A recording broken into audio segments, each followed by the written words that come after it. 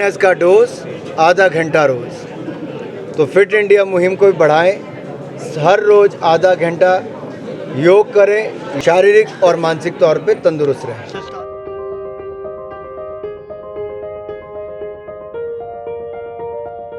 Congress party देश के लिए कितना सोचती है, इस बात का अंदाजा इसी बात से लगाया जा सकता है कि कांग्रेस सरकार ने सेना को दिया तो कुछ नहीं, लेकिन जब भी कहीं कोई डिफेंस डील हुई उसमें दलाली खाने से भी लोग पीछे नहीं रहे। सेना को भी कांग्रेस में नहीं छोड़ा। यह बात केंद्रीय सूचना एवं प्रसारण मंत्री अनुराग ठाकुर ने मीडिया से रूबरू होते हुए कही। मंगलवार को अपने पैतृक घर में अनुराग ठाकुर ने अपने समर्थकों और कार्यकर्ताओं के साथ 49वां जन्मदिन मनाया। इस मौके पर कार्यकर्ताओं द्वारा लाए गए केक भी उन्होंने काटे। उन्होंने इस प्यार के लिए सभी लोगों का आभार व्यक्त किया। हमीरपुर से अनिल शर्मा की रिपोर्ट।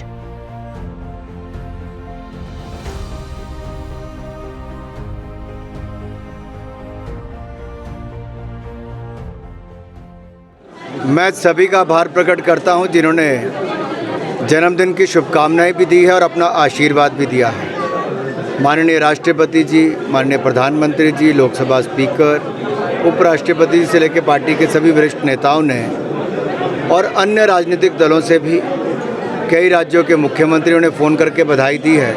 मैं सबका और विशेष तौर पर हिंदुस्तान की जनता का और अपनी संसदीय क्षेत्र के सभी माताओं, बहनों और भाइयों का आभार प्रकट करता हूं कि जिन्होंने आशीर्वाद दिया, और मुझे पूर्ण विश्वास है उनका ये आशीर्वाद से मैं उनकी उम्मीदों पर खरा उतर पाऊंगा।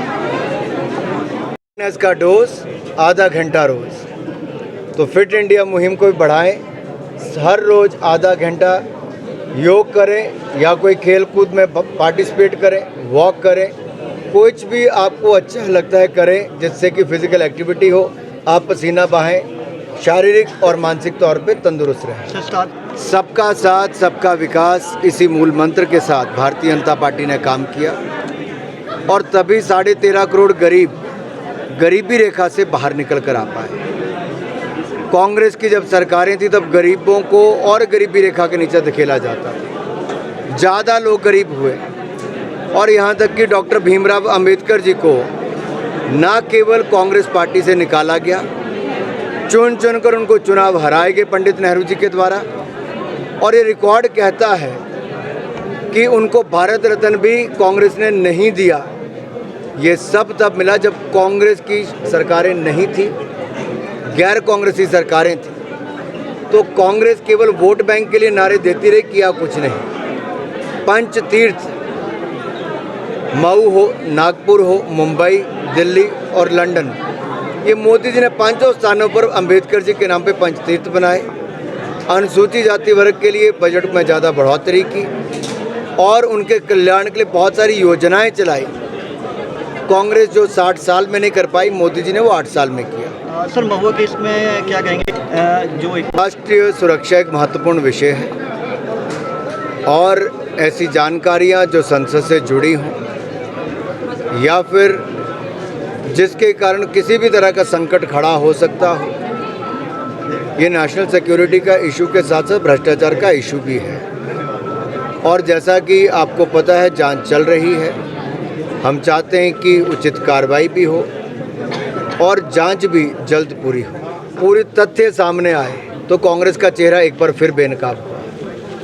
कांग्रेस सेना के नाम पे भी कैसे राजनीति करती है एक बार फिर एक्सपोज हुई है।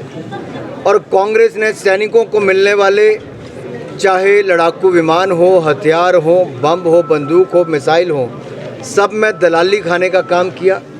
नेहरू जी के समय में जीप घोटाले से लेकर राजीव गांधी जी के बोफोर्स घोटाले से लेकर सबमरीन घोटाला, अगस्ता वेस्टलैंड घोटाला, एक के बाद दूसरा घोटाला कांग्रेस का नज़र आता था। 1 रैंक 1 पेंशन भी कांग्रेस ने पूरा नहीं किया, शुरू तक नहीं किया, वो भी नरेंद्र मोदी जी ने किया। और डिफेंस प्रोडक्शन भी देश में आत्मनिर्भरता की और भारत को बढ़ाया है। 1 लाख करोड़ की डिफेंस प्रोडक्शन हमारी पिछले साल हुई, इस साल उससे ज़्यादा होगी। ये अपने आप में दिखाता है कि सेना को मजबूत भी हमने किया, सेना के साथ भी हम खड़े रहे, चाहे सर्जिकल स्ट्राइक थी, चाहे डोकलाम में मुंह तोड़ जवाब था। कांग्रेस ने तो उस समय भी सेना के जवानों पर प्रश्न चिन्ह खड़े किए थे। कांग्रेस पूरी तरह एक्सपोज हुई है और आज जब चेहरा छिपाने के लिए नहीं है कि वो बुलेट प्रूफ जैकेट भी नहीं खरीद के दे पाए और ना वन रैंक वन पेंशन दे पाए, तब कांग्रेस अनाप शनाप बयानबाजी करती है। और जो पूरी जानकारी आज सामने आई उससे पता चलता है कांग्रेस कैसे एक्सपोज हो रही है।